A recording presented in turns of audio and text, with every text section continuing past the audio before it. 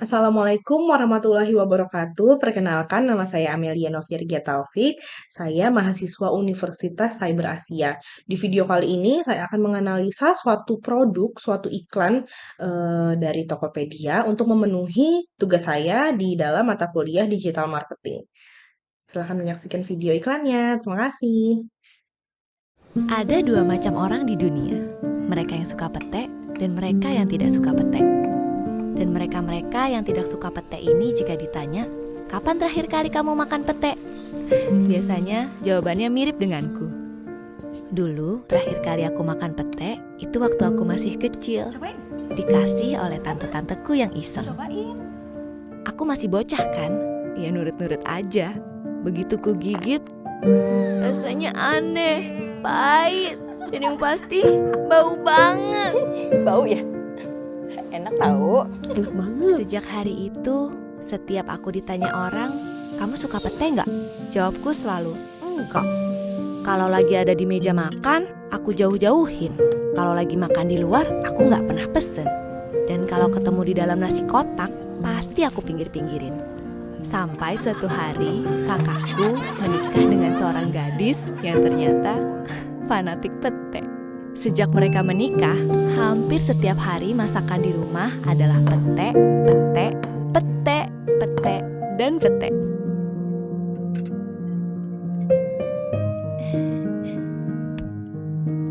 Hari itu, kakakku bersikeras suruh aku coba pete yang dibuat oleh istrinya. Iya. Ya, kalau mau jujur, pete yang ini memang gemuk-gemuk, mengkilat, kelihatan segar, dan entah kenapa wanginya mengundang. Ketika akhirnya aku coba, ternyata kali ini aku suka. Rasanya bukan lagi pahit, tapi gurih. Kriuknya bukan lagi aneh, tapi renyah. Dan aromanya bukan lagi bau, tapi harum. Aku jadi sadar, seumur hidupku, aku pikir aku gak suka pete. Hanya karena satu gigitan hari itu, jauh di masa lalu. Ternyata banyak hal yang kita gak suka, hanya karena kita gak pernah lagi mau coba. Produk buatan Indonesia, sayangnya seringkali seperti pete. Ini buatan Indonesia. Emang bagus? Bagus banget. Masa sih? Padahal hari ini keadaannya sangat jauh berbeda. Kini banyak sekali produk buatan Indonesia yang memang benar-benar bagus.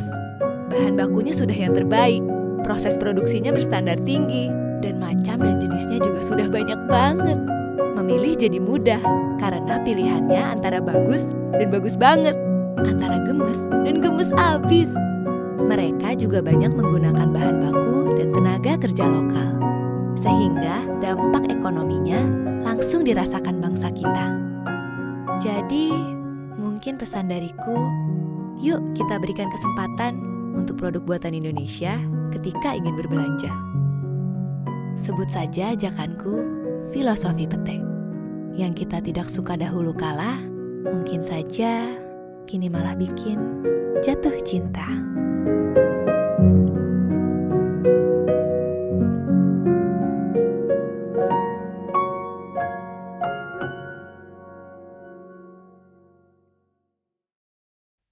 Setelah melihat iklan tersebut, saya merasakan banyak hal yang kita tidak suka hanya karena kita tidak pernah lagi mau coba. Padahal yang kita tidak suka dulu mungkin aja saat ini akan membuat kita jadi suka. Seperti filosofi pete tersebut. Perkembangan dunia digital dan sosial media saat ini dapat dilihat dari semakin banyaknya iklan dari perusahaan-perusahaan besar dan terkenal yang semakin menarik untuk ditonton. Sekarang ini treatment yang digunakan untuk iklan adalah dengan membuat iklan storytelling. Dalam iklan storytelling ini, beriklan dengan cara memperlihatkan produk secara implisit. Iklan-iklan semacam ini sudah ada penikmatnya sendiri di media sosial YouTube karena memang biasanya perusahaan tersebut menyiarkan melalui media sosial yang tidak ada batasnya soal durasi. Iklan storytelling ini memiliki sifat visual, perpaduan warna, suara, dan aksi, maka iklan televisi jelas lebih unggul daripada iklan di media lain. Meskipun ingatan penonton tentang konten iklan selalu terbenam daripada iklan di media lain, penonton lebih paham. Iklan YouTube biasanya diputar di rumah dalam kondisi yang santai atau tidak responsif, sehingga penonton lebih bersedia untuk menunjukkan perhatiannya. Jika tema dibuat dengan metode lanjutan atau menggunakan karakter terkenal dalam iklan atau kemasan yang menarik, seperti cerita pendek dengan karakter, iklan YouTube akan mendapat perhatian lebih. Selain itu, iklan di media sosial dapat ditayangkan beberapa kali dalam sehari, sehingga dirasa cukup bermanfaat. Banyak penonton yang akan memaknainya. Iklan tersebut akan diulang-ulang dengan frekuensi yang cukup, sehingga pengaruh iklan akan muncul karena sering dilihat di antara iklan saat membuka YouTube. Saat ini, para konten kreator, iklan televisi, ataupun di media sharing video online tidak lagi membuat karya yang panjang. Mereka justru membuat karya yang pendek atau singkat, namun memikat agar ketika ditayangkan ulang, penonton tidak cepat jenuh.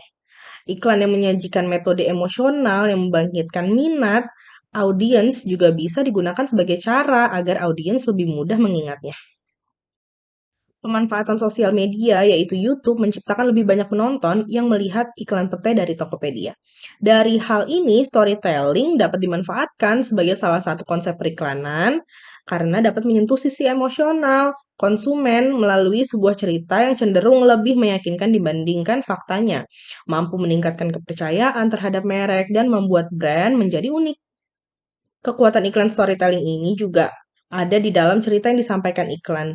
Dan brandnya tetap ada tetapi tersembunyi di dalamnya karena brand yang diiklankan berperan dari bagian cerita tersebut. Terima kasih.